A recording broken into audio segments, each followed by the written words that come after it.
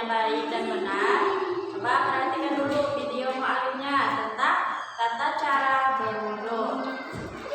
Silakan diperhatikan ya. Assalamualaikum warahmatullahi wabarakatuh.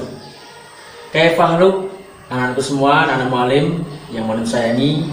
Semoga kita senantiasa dalam rahmat Allah, sehat walafiat, sehingga kita bisa mengikuti atau menjalankan kewajiban kita, itu belajar dengan sebaik-baiknya. Baik, kita berjumpa lagi sekarang, yaitu untuk belajar tentang tata cara wudhu. Sebelum kita mengetahui tentang tata cara wudhu, mu'alim akan menyampaikan beberapa hal yang berkaitan dengan masalah wudhu. Baik anak-anakku, wudhu adalah salah satu hal dari beberapa macam toharoh atau bersuci. Ya, di antara beberapa suci itu adalah wudhu.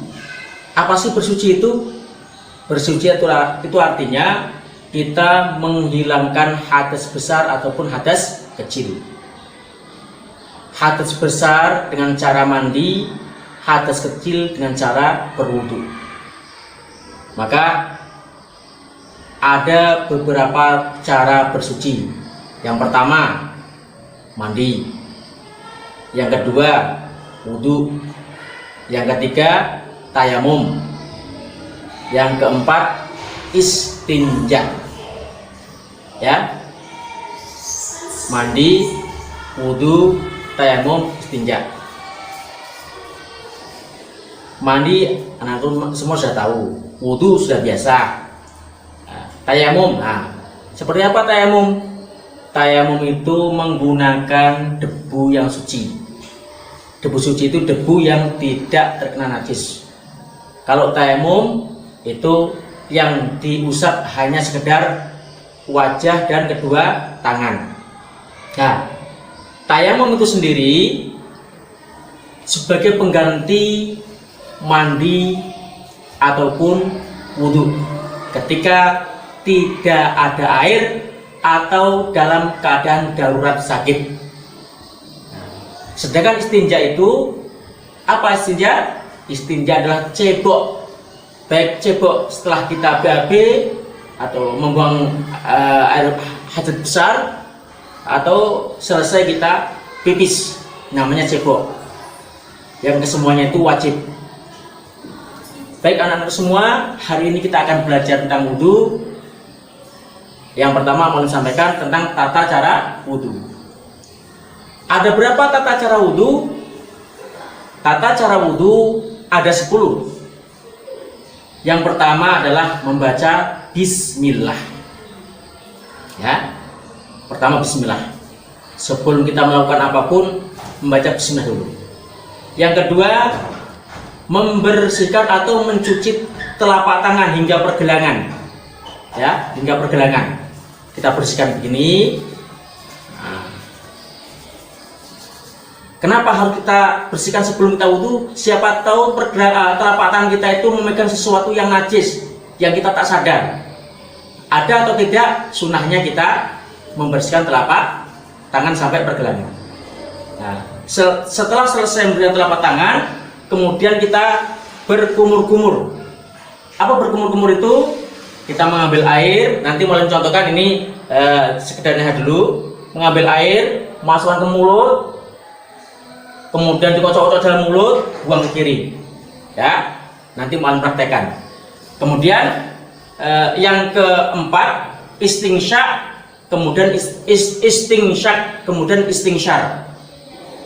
Menghirup air ke hidung, kemudian kita buang untuk membersihkan lubang hidung.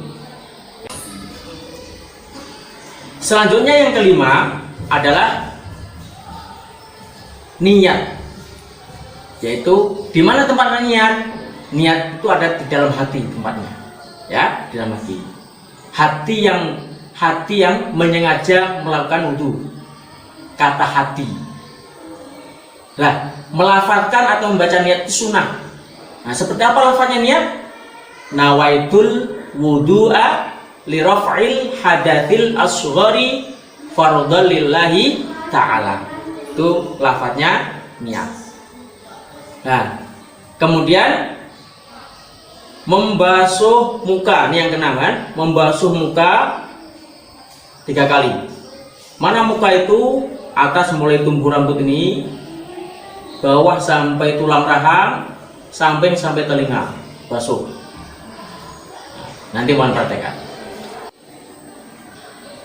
Kemudian yang keenam adalah membasuh kedua tangan hingga siku-siku. Membasuh kedua tangan hingga siku-siku. Berarti membasuhnya itu dari ujung jari air mengalir ke siku-siku. Bukan begini, bukan berarti ini pun tak salah, tapi bagusnya seperti ini. Nah, dari tangan sampai siku, air mengalir ke bawah sini.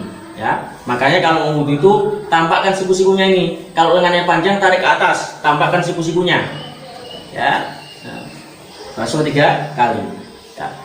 Kemudian yang ketujuh, mengusap kepala atau rambut kepala. Nah, kalau kita pakai peci, buka pecinya. Nah, buka pecinya. Ya. Nah, masuk dulu peci ke sini. Ya. Membasuh kepala. Caranya gimana?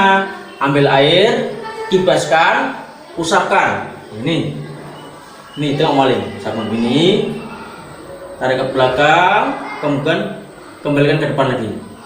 Ya, ini namanya membasuh kepala. Ya.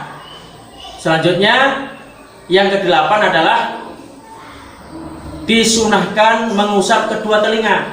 Nah, gimana caranya? Pertama, jari telunjuk membersihkan telinga dalam, ibu jari telinga luar. Nah, gosok begini ya. Ambil air, kibaskan, usapkan. Nah, yang kanan dulu, baru yang kiri. Ambil air, nah, bersihkan. Ya, itu. Kemudian yang ke-9 adalah kita membasuh kedua kaki hingga mata kaki. Membasuh kedua kaki hingga mata kaki. Ya, caranya gimana? Kaki kanan dulu, ya, kaki kanan dulu. Yang membasuh pakai tangan kiri. Cara membasuhnya dari ujung jari sampai mata kaki. Ini mata kaki. Curahkan air dari sini biar nanti mengalir ke bawah sini. Ya, digosok. Ya. Siap yang kanan, baru yang kiri. Yang kiri pakai digosok pakai tangan kanan, sama. Ya. Curahkan air dari ujung jari sampai ke mata kaki sini. Ya, gosok. Nah, ini caranya. Ya. Nah. Baik, akan mualim praktekkan. Tengok ya. Jangan dibuka air besar-besar. Nah, ini tidak boleh. Kecilkan aja ini. Nah, cukup. Nah, yang pertama adalah sebelum kita buka keran, kita baca bismillah dulu. Bismillahirrahmanirrahim. Nah, kecilkan aja ini, jangan kencang-kencang. Nah, kenapa tak boleh kencang-kencang? Berlebih-lebihan menggunakan air itu tidak boleh. Ya, tidak boleh berlebih-lebihan. Israf itu dibenci, tidak boleh. Baik. Nah, bersihkan telapak tangan sampai pergelangan.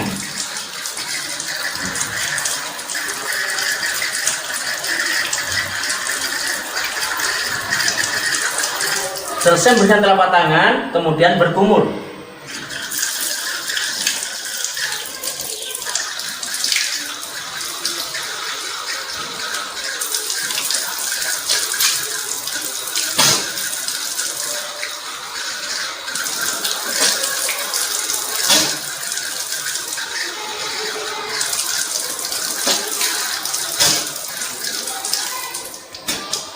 Jadi satu kali kita mengambil air untuk berkumur dan istinsyak dan istinsyaq. Bisa berkumur juga untuk membersihkan lubang hidung.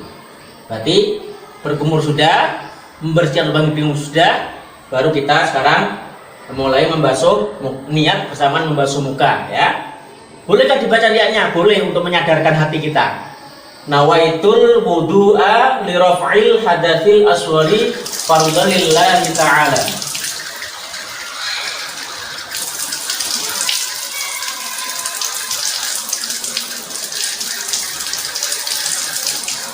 Nah, basuh muka. Jari telunjuk membersihkan ini. mata biar matanya hilang. Kemudian ibu jari belakang telinga. Nah, tengok lagi ya.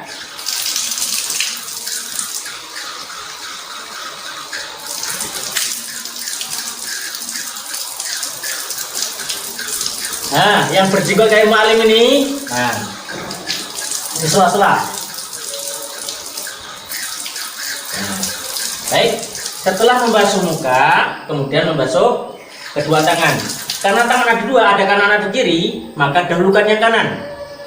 Rasulullah menyukai mendahulukan yang kanan. Nah, membasuh tangan sampai siku-siku. Tengok. Pastikan air mengalir sampai siku-siku.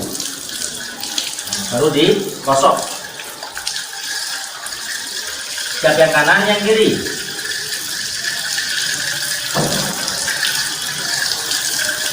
Gosok sampai atas siku, tampakkan sikunya basah.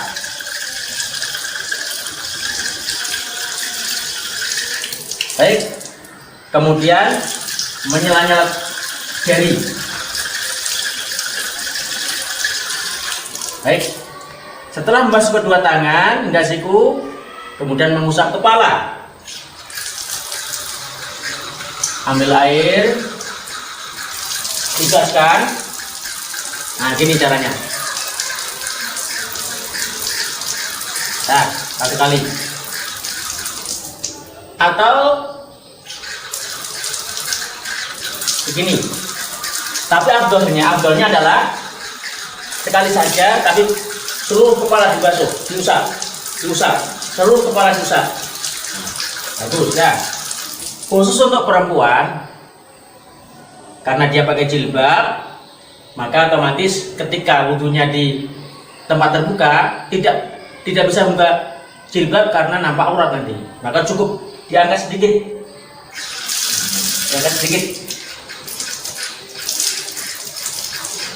pasti ubun-ubun. Basuh 3 kali, pasti ubun-ubun. Ya. Baik, selesai kita mengusap kepala, kita lanjutkan dengan mengusap kedua telinga. Karena telinga ada kanan dan kiri, jauhkan yang kanan.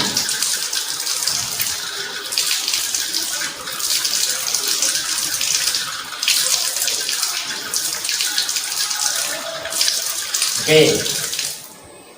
Selanjutnya kita membasuh kedua kaki. Selanjutnya adalah membasuh kedua kaki hingga mata kaki. Dari ujung jari sampai mata kaki sini. Ya. Kosok. Digosok dulu, baru di sela-sela jari. Pakai jari kelingking agar sela-sela jarinya bersih. Selesai yang kanan, baru yang kiri.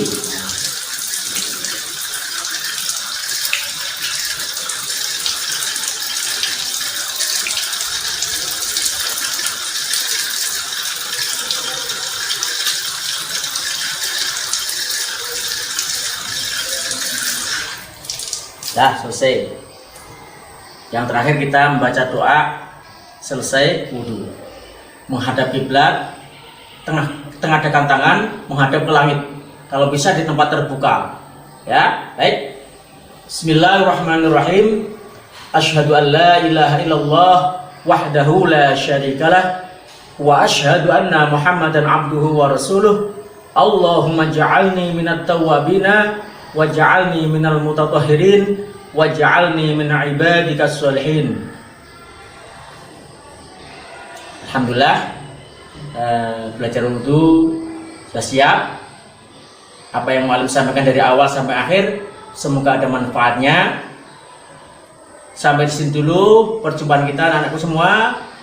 Ila liqa ma'assalamah. Assalamualaikum warahmatullahi wabarakatuh. Sekarang kita mulai pelajaran kita.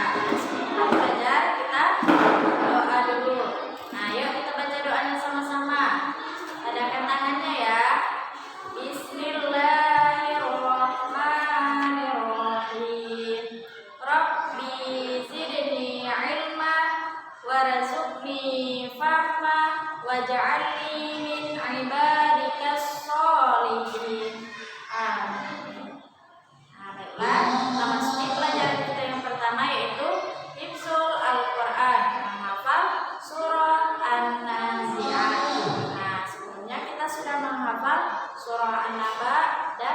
surah An-Nazi'at. Surah An-Nazi'atnya kita sudah hafal sampai ayat 22. Nah, sekarang kita lanjutkan ayat ke 23. Sebelum masuk ayat 23, kita murojaah dulu ya. Pertama kita murojaah surah An-Naba, kemudian surah An-Nazi'at. Nah, yuk kita baca sama-sama. A'udzu billahi minasyaitonir rajim. Bismillahirrahmanirrahim. Amma yatasaalun 'anil naba'il 'azim alladzi hum fihi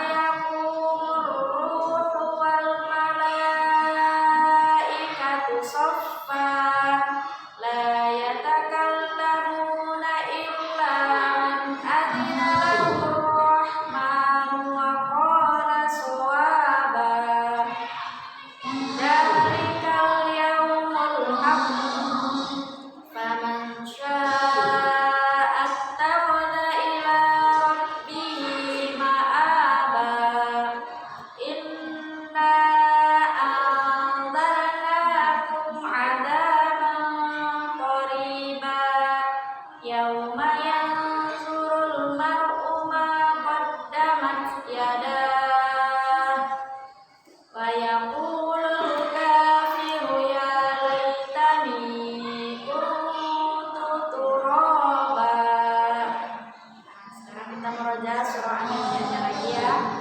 Yuk kita baca sama-sama. Bismillahirrahmanirrahim. Wan nazi'ati gharqa. Wan nasyitati nashta. Was-sabihati sabha. Was-sabiqati sabqa. Fal-mudabbirati amra. Yauma tarjufur radifah. Tatba'uha radifah. Qulubun yawma'idin wajifah. Absaruha khashi'ah. Yaquluna inna lamarduduna fil hafirah. Aidza kunna 'idhaman nakhirah. Qalu tilka idzan karratun khasirah. Fa innama hiya zajratun wahidah. Fa idza hum bis-sahirah. Hal ataka hadithu Musa. Idz nadahu rabbuhu bil wadil muqaddasi tuwa. Idhhab ila fir'auna innahu tagha. Faqul hal laka ila an tazakka. Wa ahdiyaka ila rabbika fatakhsha. Fa'arahul ayatal kubra. Fakadzdzaba wa 'asa. Tsumma adbara yas'a. Nah, sekarang kita melanjutkan hafalan kita ayat ke-23. Perhatikan Mu'allimah ya. Nah, sekarang kita lanjutkan hafalan kita ayat yang ke-23 ya. Perhatikan Mu'allimah. Fahasyara fanada. Fahasyara fanada. Fahasyara fanada. Fahasyara fanada. Nah, perhatikan ini huruf ha bukan ha. Ha, ha kecil. Ha. Fahasyara fanada. Fahasyara fanada. Fahasyara fanada. Fahasyara fanada. Fahasyara fanada. Yuk ikuti Mu'allimah. Fahasyara fanada. Fahasyara fanada. Fahasyara fanada. Fahasyara fanada. Fahasyara fanada. Fahasyara fanada. Fahasyara fanada. Fahasyara fanada. Nah, sekarang kita hafal sepenggal-sepenggal dulu ya. Nah, kita bagi menjadi 2 penggalan. Penggalan yang pertama fahasyara. Kemudian penggalan yang kedua fanada. Nah, yang pertama kita hafal dulu penggalan yang pertama. Fahasyara. Fahasyara. Yuk ikuti Mu'allimah. Fahasyara. Fahasyara. Fahasyara. Fahasyara. Fahasyara. Fahasyara. Fahasyara. Fahasyara. Fahasyara. Fahasyara. Fahasyara. Nah, kemudian penggalan yang kedua fanada. Fanada. Fanada. Fanada.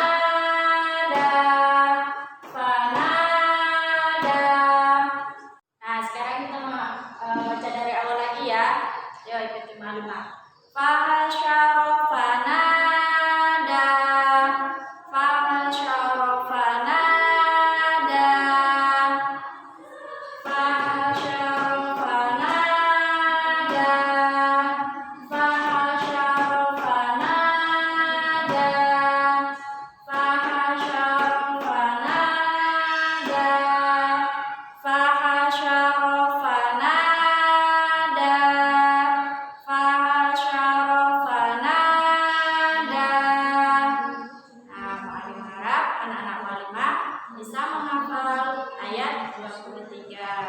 Nah, sekarang kita merojaah lagi ya. Kita merojaah surah An-Nazi'atnya dari ayat 1 sampai 23 yang kita hafal tadi. Yuk kita baca sama-sama. Bismillahirrahmanirrahim. Wan nazi'ati gharqa wan nasyitati nasqa was-sabihati sabha fas-sabiqati sabqa fal-mudabbirati amra yauma tarjufur rajifah tatba'uha radifah qulubun yawma'idin wajifah absaruha khashi'ah yaquluna inna lamarduduna fil hafirah aidza kunna 'idhaman nakhirah qalu tilka idzan karratun khasirah fa innama hiya zajratun wahidah fa idahum bis-samirah hal ataka hadithu Musa idh nadahu rabbuhu bil wadil muqaddasi tuwa idhhab ila fir'auna innahu tagha fakul hal laka ila an tazakka wa ahdiyaka ila rabbika fatakhsha fa arahul ayatal kubra fakadzdzaba wa 'asa thumma adbara yas'a fahasyara fanada. Harap anak-anak bisa menghafal surah An-Nazi'at ayat 23. Nah, jangan lupa dimurojaah ya, supaya hafalannya tetap lancar. Nah, sekarang kita lanjut pelajaran sains Al-Quran membaca Iqra 2 halaman 57. Nah, sebelum baca Al-Quran sebaiknya kita baca ta'awuz dan basmalah dulu ya. A'udzu billahi minasyaitonir rajim. Bismillahirrahmanirrahim. Halakata fahalaka qatalata faqatala hadamata fahadama sor'ata fasor'a darabata fadoroba hajamata fahajama qawamata faqawama rozalata farozala. Nah, huruf yang bertanda merah itu berarti dibaca panjang. Perhatikan ya panjang pendeknya supaya benar bacaannya dan mendapat pahala yang sempurna. Oke, baiklah kita sambung materi kita minggu kemarin yaitu adab kepada sesama mukmin. Nah, adab kepada sesama orang Islam atau sesama orang beriman. Mukminin artinya orang sesama beriman. Kemarin kita sudah belajar saling tolong menolong. Sesama mukmin kita harus saling tolong menolong. Setelah itu pembelajarannya tidak sombong atau meremehkan orang lain. Nah, sesama mukmin ataupun sesama siapapun kita tidak boleh sombong, apalagi sampai meremehkan orang lain. Kalau melihat teman kita belum bisa ngafal, jangan remehkan, kalau bisa dibantu. Yang ketiga, bersikap lemah lembut dan kasih sayang. Kita harus bersikap lemah lembut kepada teman kita. Nah, kemarin kita juga sudah belajar senyum adalah sedekah, dan senyum adalah sedekah yang paling mudah. Mudah kan senyum? Siapa yang bilang kalau senyum itu sulit? Ada kan? Senyum adalah sedekah yang paling mudah. Yang keempat, berhati-hati mencari teman dekat atau biasa kita sebut dengan sahabat karib. Teman dekat itu teman yang selalu main sama kita, kemana-mana sama kita, itu biasa kita sebut dengan sahabat karib. Itu harus kita berhati-hati mencari temannya. Kalau kita dalam hadis yang kita baca kemarin, mencari teman dekat itu seumpama berteman dengan orang penjual minyak wangi dan tukang besi. Kalau kita berteman dengan penjual minyak wangi, otomatis kita akan mendapatkan harumnya. Begitu juga dengan berteman dengan orang yang baik, kita akan ikut baik. Kita meniru perilaku teman kita. Tapi kalau kita berteman dengan orang yang perilakunya buruk atau seumpamanya tukang besi, nanti kita kena percikannya lagi, percikan api tukang besi itu. Nah, sama dengan orang teman yang buruk. Nanti dia mau ngambil buah tetangga, nah, kita ikut juga situ. Nanti kita juga ikut buruk. Kita harus berhati-hati mencari teman. Memilih teman bergaul atau teman duduk. Teman dekat tadi penting sekali pilih-pilih. Teman bergaul, teman biasa saja juga harus dipilih, harus dengan orang yang baik.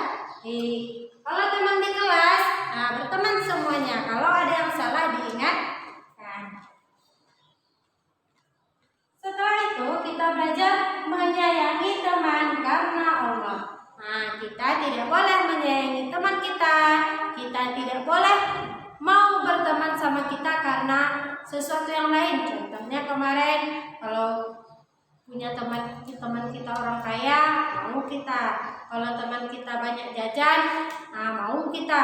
Karena temannya pintar, mau kita berteman seperti itu. Tidak boleh, harus berteman karena Allah. Nah, kita masuk materi baru yang ke-7 dan 8. Yang ke-7, kita sesama mukmin tidak boleh mengejutkan atau menakut-nakuti sesama. Anak-anak walimah tahu enggak? Kalau kita tidak boleh mengejut-ngejutkan atau menakut-nakuti teman kita. Contohnya gimana? Contohnya ada teman dari kamar mandi mau masuk ke ruang kelas, terus kita sembunyi di sebalik pintu. Nanti pas temannya masuk dikejutin. Coba nanti kalau temannya tidak bisa dikejutin, marah. Sama-sama dosa kan? Kita ngejutin berdosa, teman yang marah ke kita tadi berdosa. Apalagi ada pula teman kita yang penyakitnya tidak bisa dikejutkan, kayak penyakit jantung. Tidak boleh kan? Nanti dia sakit. Tidak boleh kita menakut-nakuti teman, ya. Itu sering terjadi di kelas tuh. Udah mulai melarang, ya, menakut-nakuti sesama teman. Kita tidak boleh menakut-nakuti teman atau saudara sesama muslim.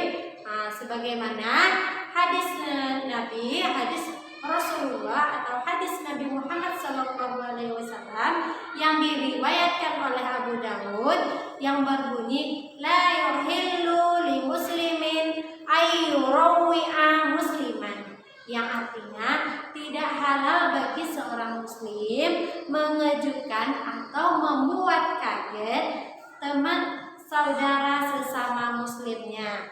Berarti Rasulullah sudah mengingatkan ke kita bahwa kita tidak boleh menakut-nakuti atau mengejutkan teman kita. Ya, ingat ya, tidak boleh. Materi kita selanjutnya, perlu memberi nasihat dengan tujuan persaudaraan. Nah, anak-anak walimah, kita sesama teman kita, kalau ada teman kita berbuat salah, makan berdiri, bicara tidak sopan, atau sampai bercarut di dalam kelas atau dimanapun itu, kalau jumpa teman kita, kita harus memberi nasihat. Kalau memberi nasihat itu kita tidak boleh depan orang ramai-ramai. Nanti panggil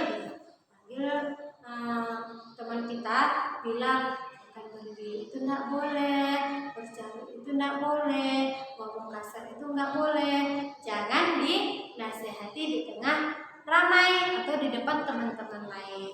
Nanti teman kita malu. Harus secara pribadi atau dipanggil dia, ngomongnya baik-baik. Karena nasihat tadi harus dengan tujuan persaudaraan. Nanti kalau kita ngomong memberi nasihatnya dengan bahasa yang tidak baik, nanti teman kita marah. Jadi persaudaraan ini tidak tersampaikan. Harus perlu memberi nasihat dengan tujuan persaudaraan. Jadi harus ngomongnya baik-baik. Nah, minggu kemarin anak-anak mualimah sudah tulis sampai 6. Nah, minggu ini tulis nomor 7 dan 8. Kerjakan ya.